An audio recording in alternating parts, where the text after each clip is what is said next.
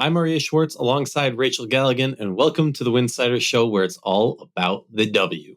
We are less than a week, heck, we're a few days away from the start of the WNBA season.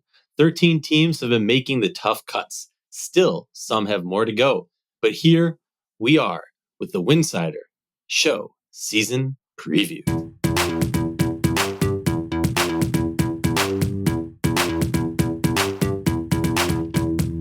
If you like our show, please consider joining our Patreon community. That's patreon.com/Winsidr, patreon.com/Winsidr. For less than a cup of coffee a month, you can directly show support for the hard work we do covering the W. And don't forget to see our amazing staff's written content over at winsidr.com. That's winsidr.com. Welcome back to the show. Very excited to be here. Rachel, glad to be here with you. We are finally here. The WNBA season is here. I'm excited. I know you're excited. There's so much to discuss. There's a lot of insight, a lot of thoughts on every team. Before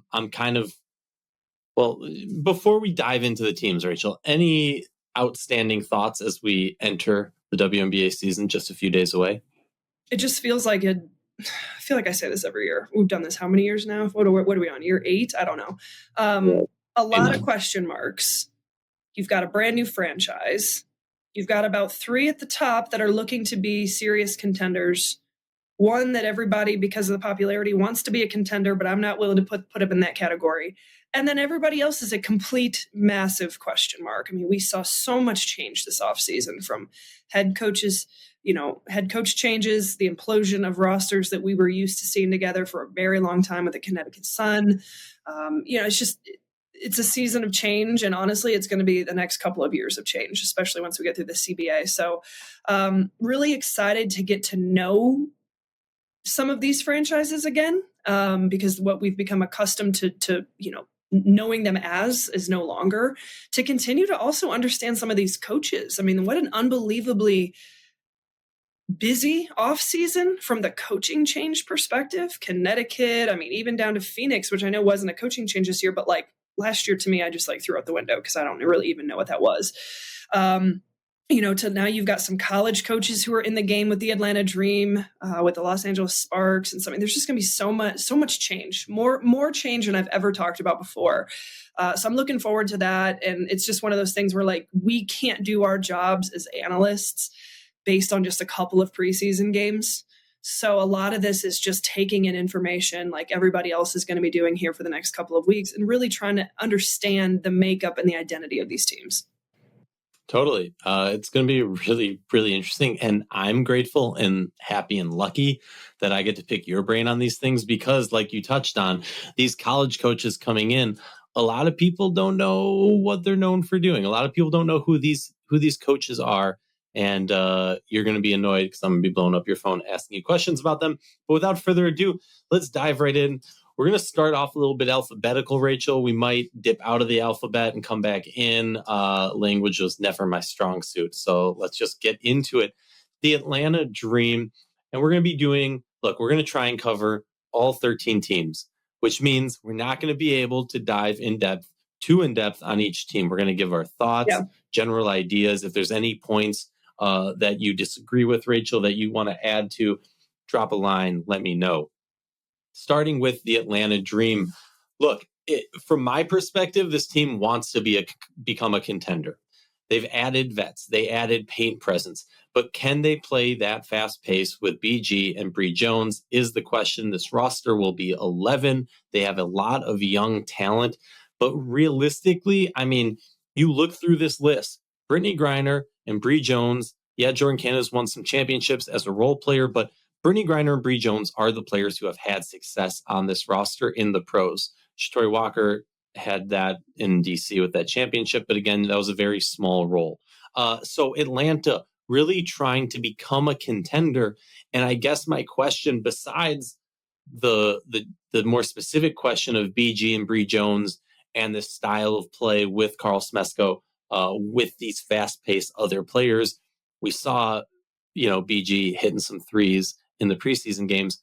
What's your overall general idea on the Atlanta Dream this season, Rachel, in a more specific sense of Do you think they're trying to become, like, every team's trying to become a contender? But I think the moves they made were more so let's kind of crack open the championship window, versus let's wait for the window to open for us. What do you think? Yeah, I mean, I think I agree. I think this is a team that's at least vying for a top 4, top 5 position, like assuming everything works out well and they're at the top of the standings, at least in that conversation, to be able to make a deep playoff run. I mean, when you look at the makeup of this team and some of the, like, the athleticism, the perimeter shooting, you look at an Alicia Gray and a Ryan Howard, like those are 2 players that are going to thrive under this system. I think a Jordan Canada will thrive under this system.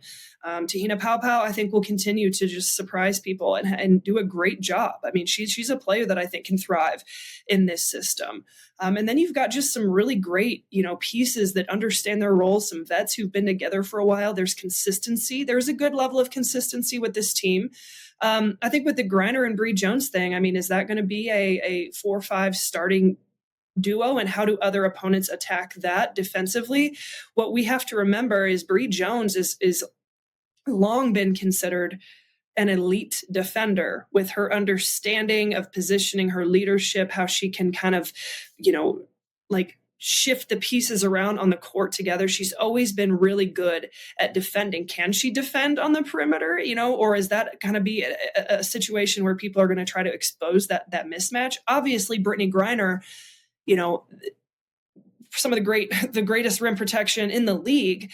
So just kind of like, it was almost like, it reminds me of like Asia Wilson and Liz Cambage. How does this look together? Obviously two very different, but in terms of where we sat through there and at the beginning of that season, we're wondering, what is this going to look like? Is this going to clog up things a little bit too much for Asia?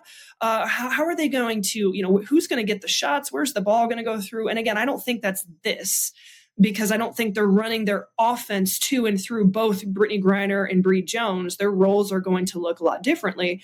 Obviously, I think Brittany Griner should always be established down in the paint. Bree Jones has always been highly efficient down in the paint. But the most exciting thing to me about this roster is, and maybe I'm biased from my collegiate experience, but hey, I get to be that here when my worlds are colliding and bleeding over to one another. Carl Semesko is one of the best basketball minds I've ever come across in my entire life. So I'm really excited to see, as like just a mastermind that I see him as, how does he do it? How does he get this team to be put into positions where they can all have success? If anyone can do it, it's going to be Carl Semesko. And so I think I had said it on our Bleacher Report show earlier today. I was like, I'm just going to kind of have to sit back and watch this. What does this product look like? How are they running this action? There's just so many changes, but I love the pieces. I think the pieces and the philosophical ideas fit. I want to see the Griner Bree Jones thing and how that looks together. We might end up having this conversation a couple weeks from now and being like, oh my gosh, this is a great dynamic. And I don't think you're sitting out there playing them 25 minutes together. You might start them together and then shift them throughout the course of the game in and out. But a lot to talk about with Atlanta. I'm encouraged by this team. I'm looking forward to what I would hope and what I would think they're aiming for, just a year where they need to make steps as a franchise. They need to take a step forward. Like, they need to go from being like the hodgepodge question mark, what's happening here, which I feel like they've been for the last few years. Mm-hmm. They need to take a step of like, hey, like, we got our guy, we got our coach, like we are going in the right direction right now, headed into this season. Like, it's just like, what is this? And I don't know if you guys agree with me, but I look at the Atlanta Dream franchise as a whole and you're kind of like, what is going on here? This is not. It's like they're spinning their wheels for the past season or two. They need to establish themselves as a serious franchise that knows what's going on, that has a plan, that, can be competitive. I think it's a win if they can finish in the top 6 this season. Most definitely. Moving on to the Connecticut Sun. Side note, we're not going to get into that the Mohegan Tribe has hired an agency to explore selling the team and what that means. That is for a whole nother episode that we will dive into. But let's talk about it. They're in a total rebuild, no question. They have obviously like 9 roster spots that are locked. They're going to play with 12 this season, as I would expect. It'll be interesting to see who they end up on the first day filling out this roster. But honestly, this roster seems like a team that players at different eras of their career would be a great mesh, but we are not at that stage, right? We talk about a Tina Charles, a Diamond DeShields, a Bria Hartley, who they just added this past week. You talk about those players and you're like, okay, those players, their names because they've had success. They've had really good seasons, maybe MVP caliber seasons, maybe winning a championship, maybe leading a team. But those players aren't in that stage anymore. And then you have these other players, a Marina who's in her prime, Olivia Nelson-Ododa who's trying to get up there, grow her game. And then you have all these rookies coming in from the draft, Anissa Morrow, Sanaya Rivers, JC Sheldon in her second year. So it seems like this team is, similar to Atlanta last year. They were spinning their wheels trying to figure out what they were moving forward as a general sense. Connecticut needs to embrace the rebuild. That's where they are. They need to figure out what is going to be a success for this season and strive forward with that goal in mind, because it's not winning a championship. It's not competing for a top 5 spot. I'm curious. This team is like I don't even know what the ceiling for this team is. We know what the floor is, but I do not know what the ceiling for this team is. Any brief thoughts on Connecticut? I just think this season, from a positive standpoint, I've said this a few times in the last few weeks, I'm excited to watch the Connecticut Sun this year because it's going to be opportunity. We're going to have an opportunity to watch younger rookies, Anissa Morrow, have an opportunity to really impact. Can JC Sheldon establish herself a little bit more in this league? I don't know, man. It's got the potential to be disastrous. I don't know if this is like a team that, like, when we get to July, August, we're even turning on the TV. And I don't want to sound, this is not me sounding negative, but I'm talking about in sheer product that's on the floor and competitiveness. I'm going to watch this team early on and try and get a feel for them. I think your expectation has got to be that they are finishing in the last place or, second to last place. This team should be in the lottery. That's the best direction for them. So can this team be competitive and stay together enough that they can have a healthy, productive season from a developmental standpoint? I also think this season has an opportunity. Like, you've got some veterans on this team where you might think, like, is this their last run at it? Like, does Bria Hartley get a chance in the WNBA after 6 years and we haven't seen her? She just gets a final run. Like, what happens with Tina Charles after this year? What happens with Diamond DeShields after this year? So you also have some veterans, in my opinion, at the tail end of their career, that this might just be one last hurrah, and their role is to go be competitive and help these rookies come along. And then obviously, literally the entire franchise is getting blown up. I guess we should have saw that, like, the selling of it was coming down the pike. Like, I saw it and I was like, oh, well, that's expected. But there's a lot around just Mohegan right now in this team. They've just got to hope that they can go in and keep a healthy culture, keep a healthy level of competitiveness, keep an idea of just development and these veterans taking these rookies and putting them under their wing and helping them learn and understand what it takes to be a successful WNBA career.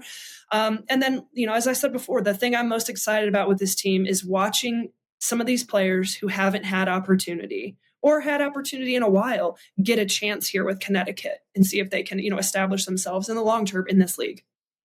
And they got some personalities on that roster too. Don't forget about that. Chicago Sky, our next team. Yeah, I went out of the alphabet. Well, they've been trying to skirt the rebuild. You had the vets and Atkins and Slew, Elizabeth Williams, Becca Allen. So you have vets, right? Harsh, but if I'm being real, Atkins is the only player that could start on basically every team on this roster, right? She's that player, that sixth woman. She is kind of the cornerstone in my mind in terms of longevity. Now, I understand that it's a 1-year contract, new CBA. Maybe she won't be back. But when I look at Courtney Vandersloot more at the tail end of her career, Mariah Jefferson has not been able to stay healthy, similar with Kia Nurse. So Ariel Atkins can be that vet that maybe they can pair with these young rookies that they have moving forward. We've seen some pretty, in my mind, outlandish quotes about them being in a win now mode. Look, can this team surprise and outkick the coverage? Sure. But I expect some growing pains. You got a new coach, you got a new roster, but hopefully by the end of the season, we're talking about this as a team that, as we get to the new CBA, is poised in a situation where they can attract big name free agents to build out a brand new roster, hopefully bring back an Ariel Atkins if it works, but pair it with Van Lith, Reese, and Cardoso, because other than that, honestly, I mean, I love Becca Allen, but those are the only players on this roster that I'm trying to keep, that I'm focused on using as cores for this roster. I feel like I went maybe short, quick, whatever on Chicago, but I'm curious your thoughts if you want to add a little something before we move on to Dallas. Yeah, just quickly with this team, I think that the overall, what's the right word? The overall stability of this franchise took steps forward in the offseason. They've got to be able to establish themselves as a serious franchise. And I'm not sure that they're there in my mind. This is a team, my hometown team. I've been very critical of this guy for many, many years. But I do think that I've got to even challenge myself going into this season and stop bringing that negative energy and looking at this team from some fresh eyes. And I'm pushing myself to do that. And when you watch them, and you see it, you saw it in some of the preseason games. I mean, you see that you've got shot makers, veterans who know what it takes to win in this league. You also have a really encouraging group of rookies, and I'm including Camila Cardoso and Angel Reese in that equation. You continue to, develop them, get them running in a different system. Then you get a Haley Van Lith, who's getting an opportunity to play behind Courtney Vandersloot for a year. Whether Sloot is there this year or not, like after this year or not, we don't know. But this is going to be a really interesting year. I like the combinations of veterans and rookies. I like just the personalities on this team. I think this team, in theory, looks like it should mesh well. Like, you don't see any glaring concerns. You see professionals. And so I think this team can be competitive, on a good end. Like, you're maybe finishing middle in the pack. On the bad end, they're a lottery team, which a lot of people expect that. But I also, I think the deeper you dive into this team, you think, man, they might be more competitive and better than we, probably give them credit for. But no, I do not see this team as a contender at all. But it's not about that this year. I think this year is about development, growth, laying that foundation as a serious, legitimate franchise. That way, 1 year from now, not even 8 months from now, when we're back into that free agency and the CBA has been negotiated, there are people who say, hey, I want to be there in Chicago. That's an organization I want to be a part of. If they can establish that this season, and again, that's with a healthy environment, a competitiveness, a coach that people want to play for, no drama, continued investment and breaking ground of practice facilities and things like that. Like, if they can establish those things, this season's a win. Moving on to the Dallas Wings, people... Maybe this is a hot take. Maybe people don't want to hear that. I view this season as a test season. You have a new coach, a new GM, a new face of the team. Moving forward, Paige and Maddie are the only ones who are on contract for next year. I'm excluding Isaiah James and JJ Quinterly because we don't know if they will make the final day roster of this. So for me, this year is about trying to find success, but more so, the real thing is figuring out the ideal style and type of roster to build around Paige. You got your first pick. You now have your cornerstone. I've said this for many years now, and the more years that go by, in my mind, the more true it is and the less value Aryeh has. In my mind, this team needs to move on from Aryeh, and now, well, they're either going to get no return or they're going to keep her and continue the mission that we've already seen. So maybe they're going to see something from this season to say, hey, let's bring Aryeh back. But Aryeh is an unrestricted free agent moving into next year. So there's a lot of question there. So for me, it's purely about that. It's figuring out what do we want to place around our cornerstones, which are Paige and Maddie, and possibly also Quinterly or James. But, those are kind of the key pieces, and just find some success this year. Grow,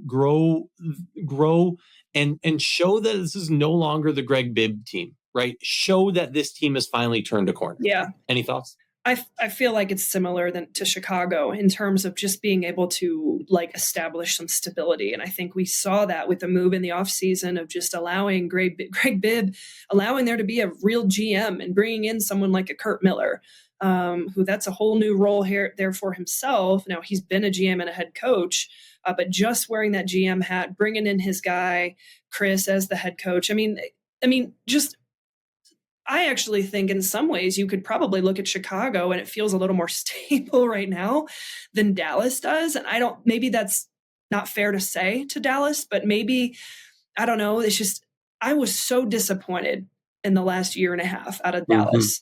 And, 2 years ago, we were projecting this team as a top 3-4 contender. Remember how exciting, the momentum around this franchise was. They had taken those steps, and then it just completely fell Shoots and ladders, Rachel. Shoots and ladders. And I don't think it's fair to just blame it on Latricia Trammell. I think it was collectively as an organization, it was whoa. So I'm really hesitant to sit here and feel super optimistic about Dallas. I think they made a lot of changes, and with change comes opportunity, and the door is wide open for a lot of different things to happen. It could be good, it could be bad. I think we're going to probably see a mix of high moments and low moments with this organization this year. Moving on to the Minnesota Lynx. Well, it's I think everyone knows what's going down with Minnesota. They're looking to run it back. They can run with 12 this year if they do it right. But the real questions are, did they add enough shooting depth during this offseason? Is Carly Samuelson going to be enough? Honestly, it's going to come down to, as camp has played out, Dorka is going to be out for the season. That's a good thing for Minnesota because they brought in Kosu and Miriam Batty, who are obviously, and don't forget Jessica Shepard's back. So that front court has been, added a ton of depth, really fortified. So the question then becomes guard play and wing play. I think the last spot on this roster, we've seen a great camp from Peely.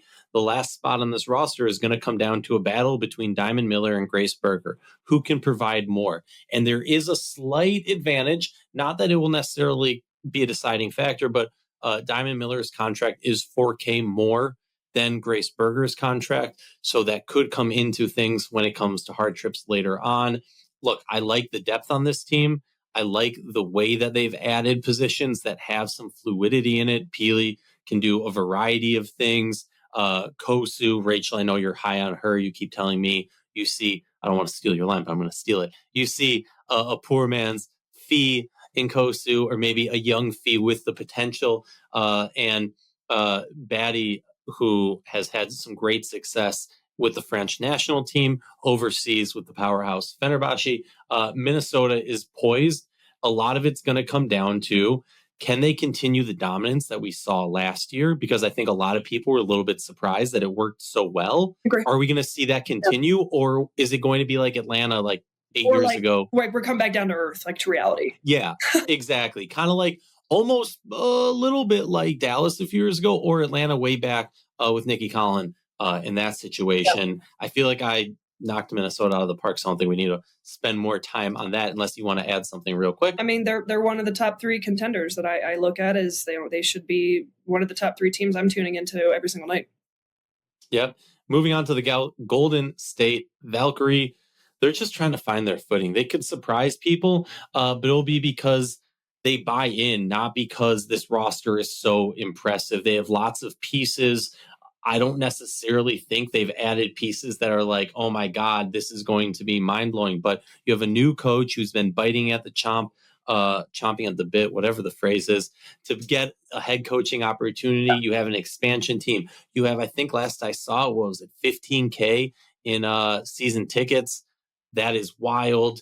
You have brought on so much international flair, but there will be growing pains. There is no continuity on this roster except for Tip Hayes and Kate Martin. That is a wild statement to be made. I guess, trying to think if maybe Talbot and Billings had a little bit of time to, yeah. A couple of these players maybe crossed paths for a short period of time, maybe overseas a little bit. But look, the goal is not to contend this year. The goal is to get good picks for next year and plan for the CBA and free agency. But I will never let them forget it because he stole my line. Ownership group for the Valkyrie has stated within 5 years they will bring a championship. Any thoughts on the Valkyrie, Rachel? They're playing with house money this year. They went out and they've added great pieces that are by design supposed to fit well together. The ones who have experience know what it takes to go win. The culture pieces, it's kind of similar to Connecticut from a standpoint of a lot of opportunity. Like, we're going to get to watch a lot of different players get opportunity with Golden State and play different roles. You look at Emma here from Atlanta. I mean, she had a monster game in their first preseason game. Like, the role with Atlanta and the role here with Golden State, like, she could have a breakout year. So there's a ton of opportunity here, but it's not. So it's similar from Connecticut in terms of opportunity and different players that we're going to be talking about and higher expectation roles that maybe than they've had before, along with the rookies with opportunity. But like if they win 4 games, we're not sitting here blasting the organization at the end of the season. That's the expectation. The expectation is to be competitive. The expectation is to, put a good competitive product out on the floor night in and night out. And you know what? There's enough teams in this league right now at the lower levels that, you get that chemistry right and you go out and you compete night in and night out, they're going to win some games. There's no doubt about it in my mind. And so, just establishing themselves as a very strong, high cultured organization that's got the investment, they've got the facilities, continuing to showcase that, figure out who do you want to build around in the future and make sure those players want to stay. They have a good experience this year. But yeah, I mean, it's house money, and it's going to be more so just interesting to watch them, whether they win 10 games or 5 games. It's just going to be fun to watch this team. And if they can just go out and be competitive, and put a good product and have players that the fans want to engage with and people that are really advocates of this franchise as a whole, it'll be a success. Before we move on to our next team, I just want to remind everyone, make sure you're checking out Winsidr on YouTube, Instagram, and now we're on TikTok. Got to check us out. All right, the Indiana Fever. This is a fun one. We've talked about them a lot this offseason, Rachel. If you've listened to the pod or if you've listened to our live streams over on the Bleacher Report app every Tuesday, 3 p.m. We all know they added pieces, but essentially all these pieces were added for 1 year. Players will try this out, but not long-term, just like everybody else. The question is, Dwana Bonner's gotten older. Natasha Howard's gotten older. Can Boston continue to grow to the level that some expect her? Can Kelsey Mitchell continue to grow? I mean, it's not just like Kelsey Mitchell has been putting up good stats of recent, and she's been there for a long time, but can she be the Simone Augustus to the Minnesota Lynx and to the Indiana Fever, in the sense of being that player that was there before they got good and understand your role is going to change and adapt to be a winner? Will Clark truly be an MVP level player this year? The depth is a serious concern. The older players are tanks, but this is not a cakewalk. They're playing fast pace, a lot of running. I go back and forth on what success is for this team, Rachel. And we almost did a whole episode just about this, because on one hand, I'm like, they need to be contending as a contender. They need to be a top 3 team going into the playoffs. On the other hand, I understand your pushback of saying, no, this team needs to take a step forward. They don't need to be a contender yet. But then I go back to but every move they made was make us a contender now. So I understand both sides of it. I'm very torn on this. Give me your Indiana thoughts.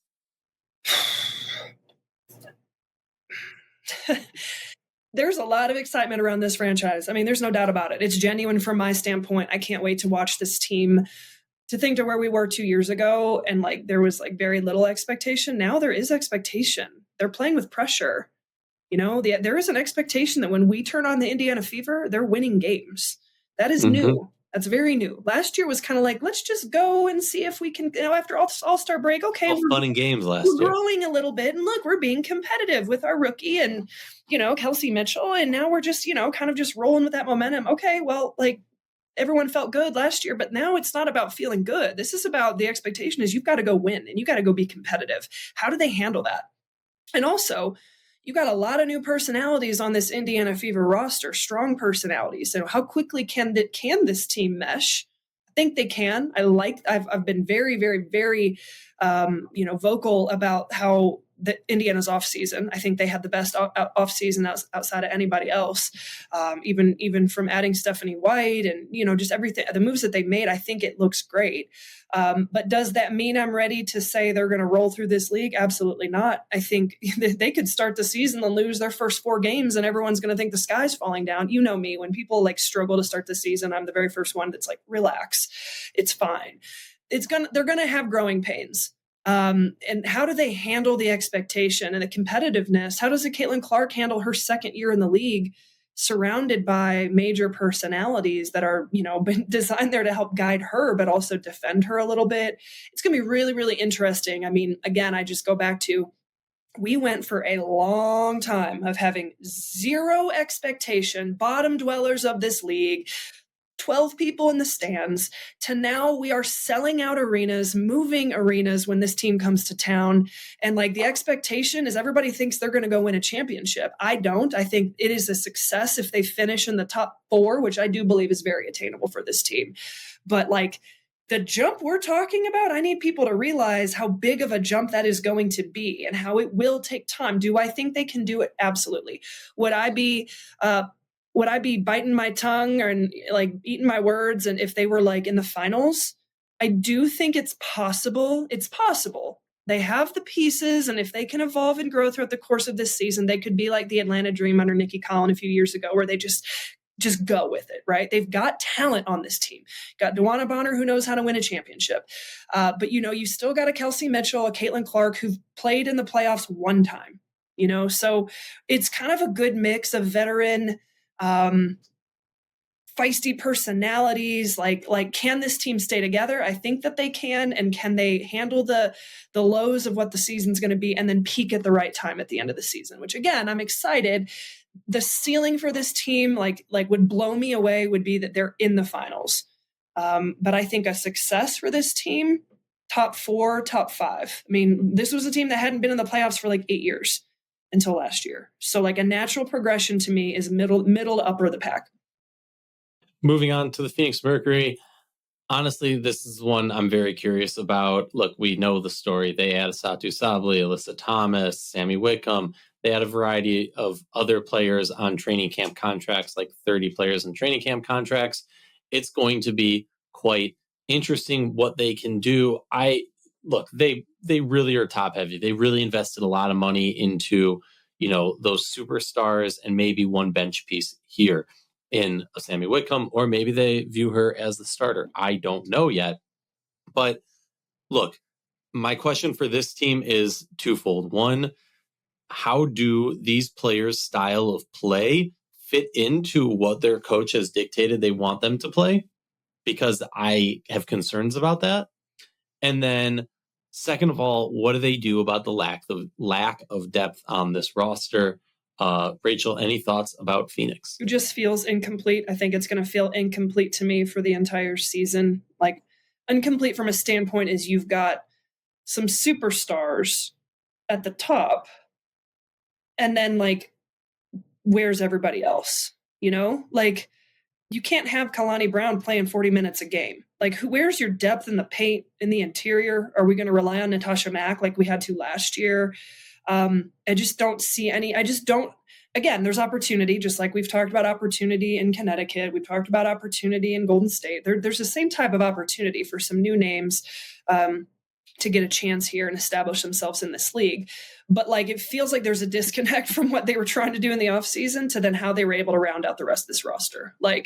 We were trying to build a super team, but then we only got it half done. Not a super team, a top 4 contending type team. And then we only we have 3 players, and then the rest are just we hope that it works. It just feels incomplete. That's the best word I can just describe the Phoenix Mercury. And I mean, knock on wood, people stay healthy and we get an opportunity, but there's going to be some heavy minutes at the top of that roster.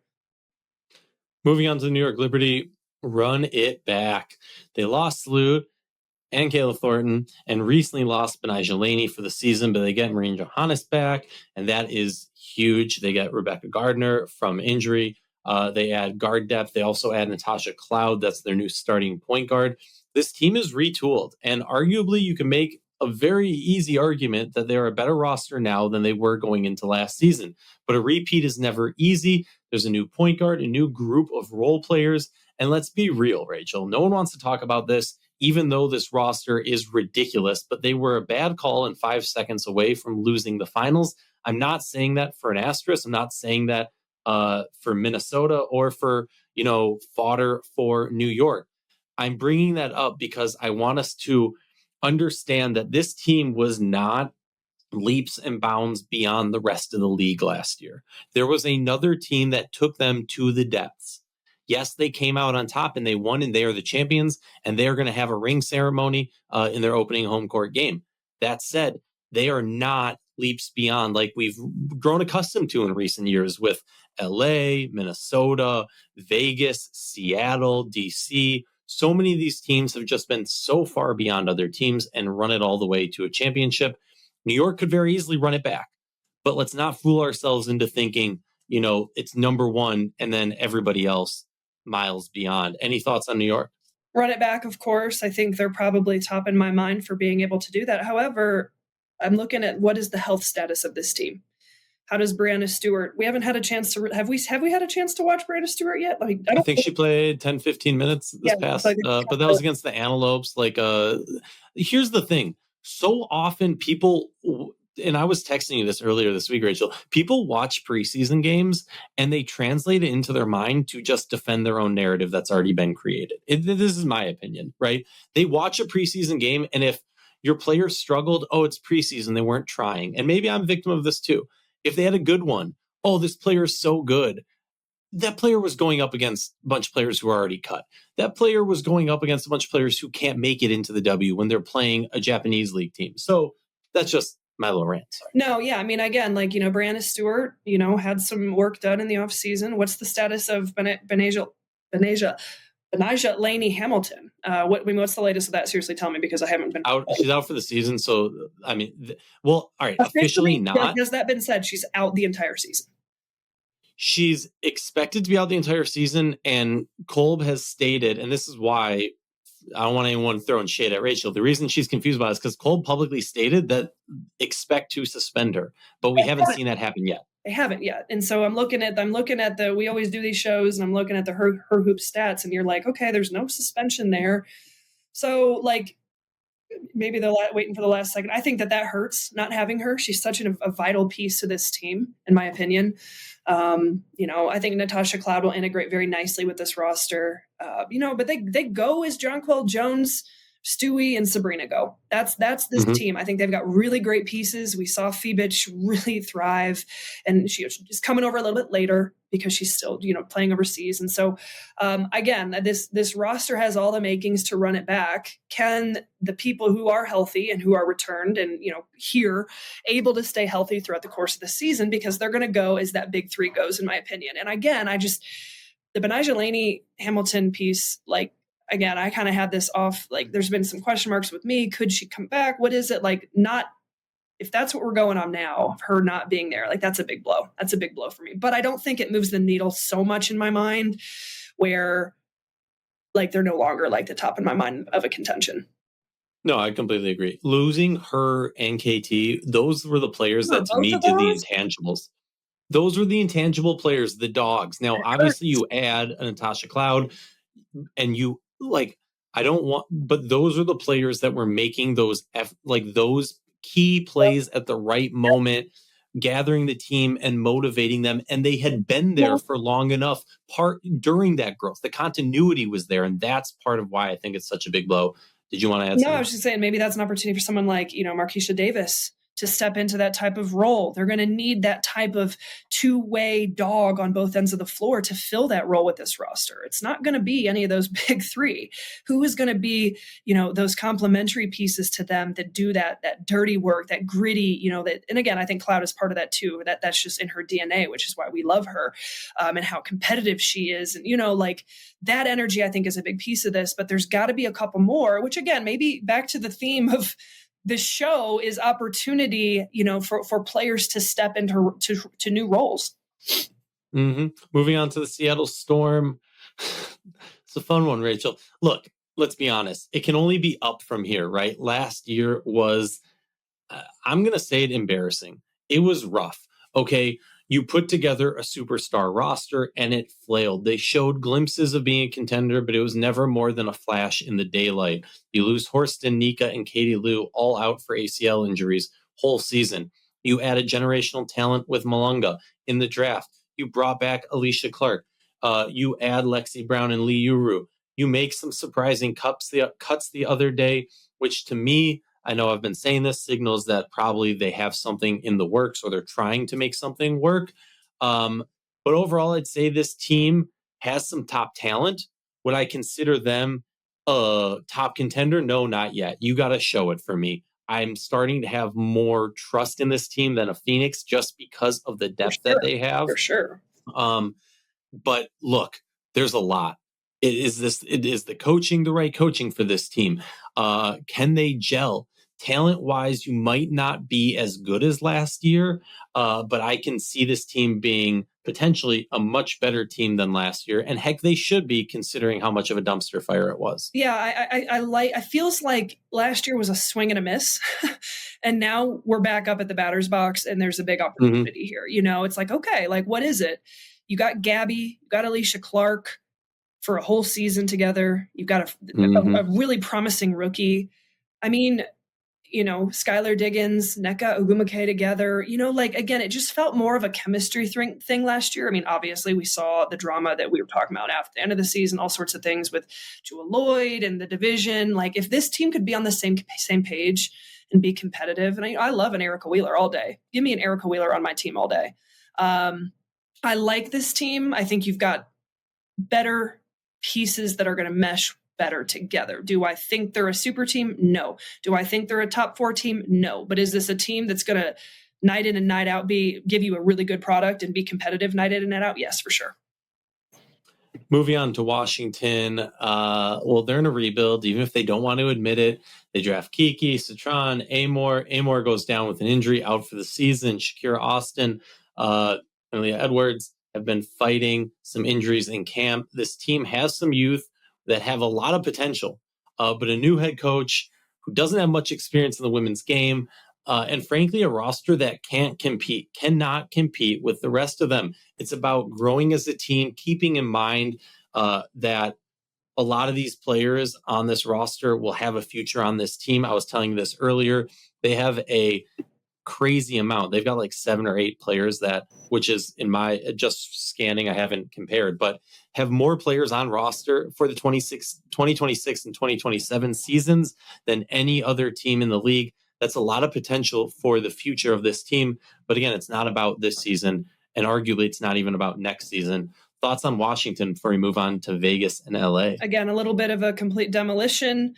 I see this opportunity as a year of playing with house money, opportunity for these young draft picks to get integrated into this league. You know, and there's talent on this team. Now it's young talent, and they're going to have to come together and figure that out. But even the front office understanding the WNBA, the head coach understanding the WNBA. It's like, let's all just go into this together and like go through this year, go through the growing pains, learn one another, figure out how we want this identity to be moving forward. But again, I mean, there's enough on there that like, I think, you know, it could be interesting at times, but yeah, does it do this franchise justice to finish high? No, like they should be a bottom 5 team for sure. Moving on to the Las Vegas Aces. Well, what happened this offseason? They lost Plum, they added Lloyd, they added Tiff Mitchell, Dana Evans, Cheyenne Parker-Tyus, Crystal Bradford, Nye, Kitley from the draft. Look, you have Asia Wilson, who's the best player in the world. You have Chelsea Gray, one of the best, if not best, point guards in the world. Jackie, one of the best two-way players. Jewel Lloyd, an amazing shooter and scorer. That's great. But Parker-Tyus missing most of the season is something I'm extremely concerned about, mostly because the 2 questions, and Rachel, we've been saying this for so long, the 2 questions with Vegas have been and always have been, how do you pair with Asia Wilson, the best player in the world, and how do you add shooting and scoring depth to this roster so your starting 5, so your key 3-4 players aren't running to the ground come playoff time? Well, they added more depth, right? You have a Tiffany Mitchell. She's a reliable vet who can get in there, play good defense, not going to blow you away with her scoring. You added Dana Evans, has won before, can be an offensive threat. You have Kitley, who hopefully can add something later on in the to season. that pairing. Yeah. And Crystal Bradford, who obviously, look, I know you and I are big fans of what she can bring offensively, and she's a vet. She's not a rookie. And if anybody gets an opportunity to interview her, do it. This team, I feel like you mentioned this on our live stream, and I appreciate you saying it because I never conceptually thought about that with the CBA coming up, this team, while we've been begging for them to kind of shake it up and actually change the equation, they did small tweaks to the equation, and you pointed out very intelligently on our live stream on Bleacher Report, WNBA Weekly, every Tuesday, 3 p.m. on the Bleacher Report app. But you brought it up how it seems like almost they're trying one more time before the CBA. Let's try and make this work. And hearing that, I give them a little bit more leeway, especially considering how harsh I've been on them. No GM.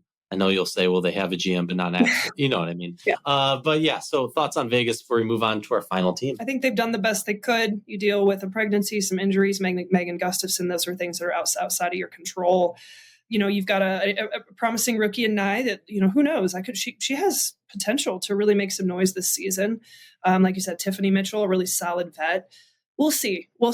Again, we've said it for 5 years, even when they won a championship, it comes down to the depth of this team. But I think like the intention of the front office, whoever is making those decisions, was in the right place this offseason. But there were some things outside of their control that didn't necessarily work, but they've done the best that they can. Again, this is one final last Hail Mary. Let's go try and get one and catch lightning in a bottle before obviously the entire WNBA blows up.